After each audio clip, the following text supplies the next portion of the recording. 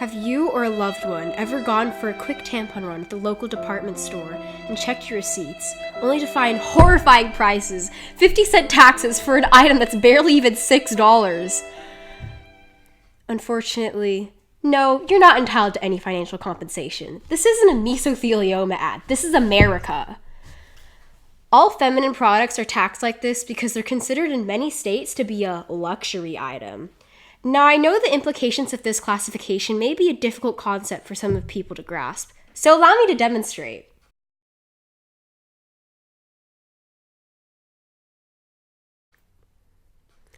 And wait until you find out what they don't consider a luxury. You guessed it, fruit roll-ups. Yeah, those fruit-flavored snacks you used to have for lunch so you could trade for literally anything because fruit roll-ups were all the craze. Apparently nobody can live without fruit by the foot. Quick, go tell your son he can finally eat his favorite snack tax-free. That's a real lifesaver. Whew, he would have died without all that sugar. Don't get me wrong, tampons are a huge upgrade from what they've been in the past. But they're making it seem like tampons are bedazzled with magical period-away crystals. If I want to pay for the luxury of having rocks in my hoo-ha, I just go out and buy a vagina egg off of Goop. At least they're trying to hide the fact that they're a scam.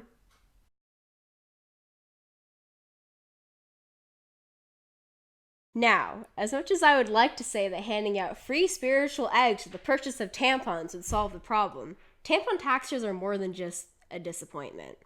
Unsurprisingly, taxing an already relatively expensive basic necessity as if it was a luxury makes them nearly inaccessible for women living in poverty. That's over 20 million Americans.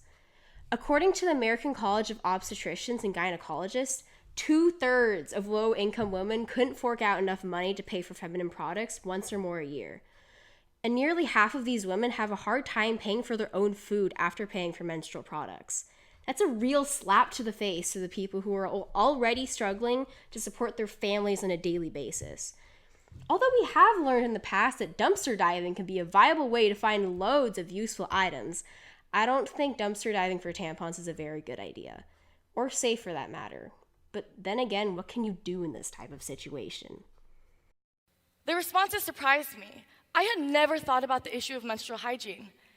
I began to keep a journal and collected stories of using stolen pillowcases, toilet paper, and most commonly brown paper grocery bags found on the street. Hello? 5-Minute Crafts? Sorry, I think you have the wrong number.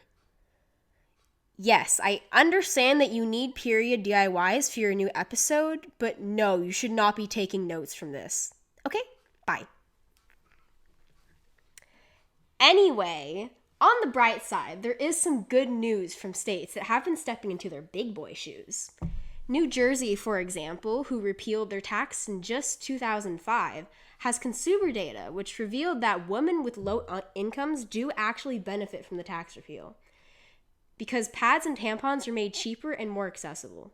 So there is hope, but hope won't get us anywhere if the majority of lawmakers still don't want to make a positive change for the millions of women in this country. I'll cut them some slack, though. It is just so hard to discuss a topic as gruesome as women's hygiene products. Ugh, vaginas that are so controversial and scary. Ew, basic female anatomy. Look, I know the majority of lawmakers are men who look like this, and this. Which means that a conversation about tampons might turn the Senate floor into a scene reminiscent of a 7th grade classroom going through sex ed. But something needs to be changed, and it's not women's anatomy. This tampon tax makes another thing evident, that the taboos around discussing menstruation and the lack of awareness is still very prevalent in today's society.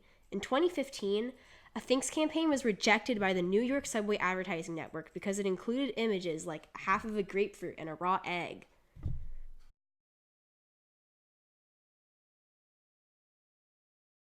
Both were thought to be too suggestive because they too closely resembled a vagina and discharge. Similarly, when American musician Kiran Gandhi freebled during the London Marathon in 2015, The photo of her crossing the finish line with a bloodied crotch went viral, trending for 4 days straight. That's even longer than Covfefe. Performing normal bodily functions, something that connects us all together and is responsible for human life, is somehow seen as shocking and vulgar. Well, it explains why this concept is obviously overlooked as women hygiene products continue to be taxed in 32 different states by legislative bodies dominated by men, who don't seem to understand how women's anatomy works and how vital these products are.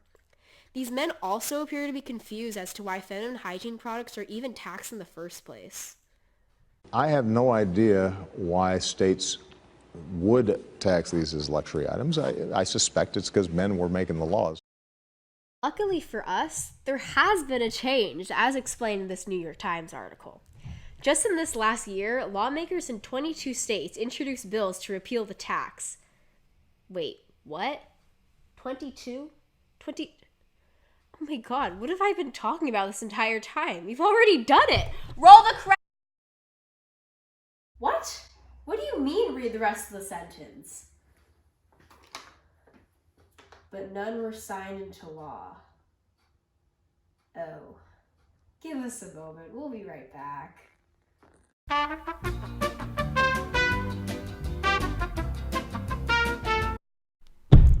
Okay, so although none of these bills were actually passed, Rhode Island had simply opted to go out and repeal the tax, and we still saw some small improvements here and there, like in Georgia and Virginia. But now we want to talk about California. You'd think that judging by the state of our politics, we'd already be out of this mess, but life is full of surprises. California is only exempting tampon taxes for a 2-year period, which started just this summer. Why so short? Well, basically, in California alone, women pay $20 million annually just in menstrual product sales taxes. That's a lot of cash, and we all know how much California loves its tax money. Taking away a tax just means taking away those juicy bills. So when given the choice between taxes and like 50% of the population, they choose taxes. Thanks for nothing! Okay. But the last time men were angered by taxes, they dumped 342 chests of tea into the Boston Harbor. We don't want another Boston Tea Party to happen, but if nothing changes, don't tell me we didn't warn you. Because at this point, women are being taxed without representation. And that's the tea.